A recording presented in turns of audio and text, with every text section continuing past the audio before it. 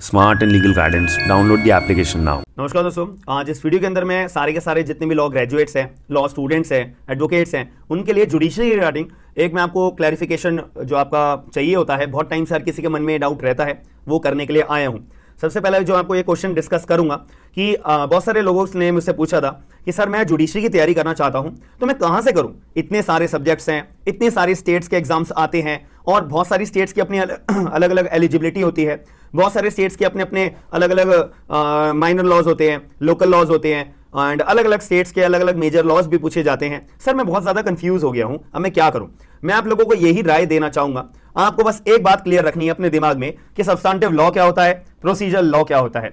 Substantive law एक वो law होता है, वो सारे के सारे कानून होते हैं जो आपके राइट्स के बारे में बताते हैं कि अगर आपके साथ ऐसा हुआ तो इतनी सजा आप सामने वाले को दिला सकते हो, अगर सामने वाले ने आपके साथ ऐसा किया तो सामने वाले को उतनी सजा हो सकती है। आपकी राइट्स बताते हैं, लाइबिलिटीज बताते हैं, पेनल्टी बताते हैं और कानून के अंदर अगर कोई भी कानून में अगर ये चीज बता रखी है कि अगर आपने ऐसा किया तो आपके ऊपर इतनी सजा हो सकती है, तो ये सारे क्या हैं? आपके राइट्स हैं, आपकी लाइबिलिटीज हैं, आपकी पेनल्टी है। ये सारे कानून जो कहीं पे भी कुछ लिखा हुआ होता है तो वो सारे हमारे सब्सटेंटिव लॉ होते हैं। जैसे मैं आईपीसी की बात कर रहा हूं, आईपीसी में क्लियर तौर पे बोल रखा है कि अगर आपने ऐसा अपराध किया, किसी के घर में घुस गए बिना उसकी परमिशन के बगैर, तो आपने क्रिमिनल ट्रेसपास किया है। अगर आपने बिना सामने वाले की परमिशन लिए जानबूझ के गलत इंटेंशन के साथ में अगर किसी दूसरे की प्रॉपर्टी को अपनी जेब में रख लिया तो ये चोरी है, थेफ्ट है, 379।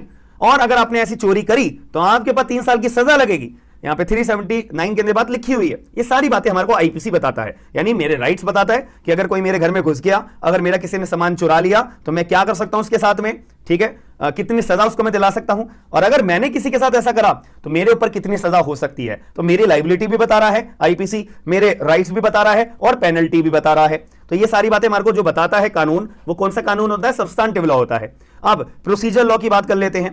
प्रोसीजर लॉ वो कानून होते हैं जो मेरे सब्सटेंटिव राइट्स को प्रोसीजर में कन्वर्ट करके मैं कैसे अपने राइट्स को एनफोर्स करूंगा, ऐसा कोई मैकेनिज्म अगर कोई मुझे कानून बता रहा है तो इस कानून को हम बोलते हैं प्रोसीजर लॉ। कि अगर मेरी सामान की चोरी हो गई तो पहला कदम मुझे कहां जाके किसका दरवाजा खटखटाना पड़ेगा, वो मेरे को प्रोसीजर लॉ बताता है। कि सबसे पहले पुलिस थाने में एफआईआर दर्ज कराने जाओगे, अभी एफआईआर दर्ज कहां कराने जाऊंगा, किसके पास जाऊंगा, ये सब मुझे कौन बताएगा? सीआरपीसी बताएगा, कोड ऑफ क्रिमिनल प्रोसीजर 1973। तो ये हमारे हो गए प्रोसीजर लॉज। तो ऐसे लॉज जो मुझे सब्सटेंटिव राइट्स को एनफोर्स करने में मैकेनिज्म प्रोवाइड कराता है, वो सारे के सारे कानून हमारे प्रोसीजर लॉज होते हैं। अब आधे से ज्यादा बच्चों को ये बात पता नहीं होती, इसलिए वो कंफ्यूज हो जाते हैं। पहले मैं सब्सटेंटिव लॉ की तैयारी पढ़ना शुरू करूं या प्रोसीजर लॉ की तैयारी शुरू करूं? मैं आपको पहला सजेशन यही दूंगा, आप पहले सब्सटेंटिव लॉज को पढ़ना शुरू कर दो, क्योंकि आपको जब तक अपने राइट्स के बारे में, लाइबिलिटीज के बारे में, पेनल्टीज के बारे में पता ही नहीं होगा, आप फिर मैकेनिज्म प्रोसीजर जान के करोगे क्या? सीधा अगर मैं बोल दूं आप एफआईआर दर्ज कराने के लिए जाओ, आपको यह तो पता होना चाहिए मैं एफआईआर दर्ज कराने जा क्यों रहा हूं और कौन कौन से केसेस में मैं जा रहा हूं। यह तो आपको पता होना चाहिए कि अगर मेरे साथ कुछ होगा तभी तो एफआईआर दर्ज कराने जाऊंगा, या सीधा एफआईआर दर्ज कराने मेरे को सीधा एफआईआर के बारे में पता लग जाएगा। पहले मेरे को अपने अधिकार तो पता हो, पहले मुझे अपने लाइबिलिटीज तो पता हो, पहले मुझे पेनल्टी तो पता हो कि कानून मुझे कितनी पेनल्टी बताता है पर्टिकुलर केसेस में। इसीलिए मैं आपको रिकमेंडेशन दूंगा पहले आप अपने सब्सटेंटिव, अब वो आईपीसी हो सकता है। अब आईपीसी जब आप अपनी तैयारी शुरू करोगे, ऊपर से लेकर नीचे तक आपको एक एक चीज पता होनी चाहिए। कितनी डेफिनेशन है, कौन सी डेफिनेशन कहां पे डिफाइन है, कितनी पनिशमेंट है, कितने तरह के हमारे को अपराध बता रखे हैं, कौन से अपराध के बारे में हमारा केवल प्रिपरेशन करने से ही अपराध है, कौन से अपराध में केवल अटेम्प्ट करने से ही अपराध है, कौन से अपराध को पूरा करा जाता है तब जाके अपराध बनता है ये, और अब एक्चुअल में अपराध का मतलब भी क्या होता है आईपीसी के मुताबिक, अगर हम सेक्शन 40 पढ़ते हैं वहां पे बता रहा हुआ है। तो ये सारी चीजें हमारे को आईपीसी बताता है। और फिर आपके कॉन्स्टिट्यूशन पे ध्यान दीजिए, फिर आप अपना अदर जो भी हमारे कॉन्ट्रैक्ट एक्ट हो गया, contract act is very very very important for exam point of view as well as for practical knowledge point of view. इस पे आप लोग ध्यान देना शुरू कर दीजिए, सारी चीजें छोड़ के। अब कोई आपको कोई भी राय दे, जो मैं आपको राय दे रहा हूं वो बिल्कुल जेन्युइन राय दे रहा हूं कि आप अपनी तैयारी जुडिशरी की पहले सब्सटेंटिव लॉ से करोगे तो आपको बेहतर तरीके से कानून समझ में आएगा।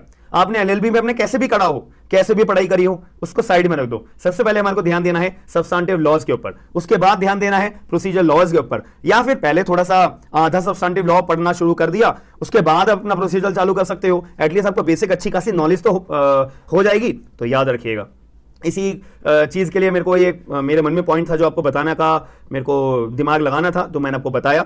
और आईपीसी का मैंने अपना सब्जेक्ट भी चालू करा हुआ है, तो आप लोग अगर मेरा बैच ज्वाइन करना चाहते हो तो स्मार्ट एंड लीगल गाइडेंस मेरी एप्लीकेशन डाउनलोड करके बहुत ही ज़्यादा कम प्राइस के अंदर आप अपना फायदा उठा सकते हो। बहुत बेहतर तरीके से इस बात का मैं चैलेंज देता हूं, समझ में आएगा। और बाकी अगर मैं दूसरी बात करूं कि सर मेरे को क्वेश्चंस कैसे सॉल्व करने चाहिए, क्या स्ट्रैटेजी होती है कि अगर मैं कोई जेएलओ का पेपर देने जा रहा हूं, एपीओ का पेपर देने जा रहा हूं, एआईबी का पेपर देने जा रहा हूं, जुडिशरी का पेपर देने जा रहा हूं, तो क्या इनकी अप्रोच अलग अलग होती है? भाई देखो, इसका सीधा सॉल्यूशन मैं आपको बताना चाहूंगा। आप तैयारी यहां की करोगे तो आपके नीचे की तैयारी ऑटोमेटिक हो जाएगी। तो यहां की तैयारी होती है जुडिशरी की। अगर आप जुडिशरी की तैयारी करोगे तो उसमें एपीओ भी आ जाता है, जेएलओ भी आ जाता है, एआई भी आ जाता है, एआईबी भी आ जाता है हमारा, याद रखिएगा। तो इसका मतलब क्या है, इसको मैं नेक्स्ट वीडियो के अंदर आपको एक्सप्लेन करूंगा कि एमसीक्यूज हमारे को सॉल्व करने का क्या बेस्ट तरीका होता है, जो मेरे एग्जाम के अंदर एक गुड अप्रोच होती है, करेक्ट अप्रोच होती है, उसको समझना आपको बहुत जरूरी है, याद रखिएगा। अगर आप ये समझना चाहते हो तो मेरे को वीडियो के अंदर बताओ, कमेंट बॉक्स के अंदर, कि सर आप एक वीडियो बनाओ जिसमें प्री की भी तैयारी हम कैसे कर सके, एक और वीडियो बनाओ मेंस की तैयारी की स्ट्रैटेजी क्या होती है।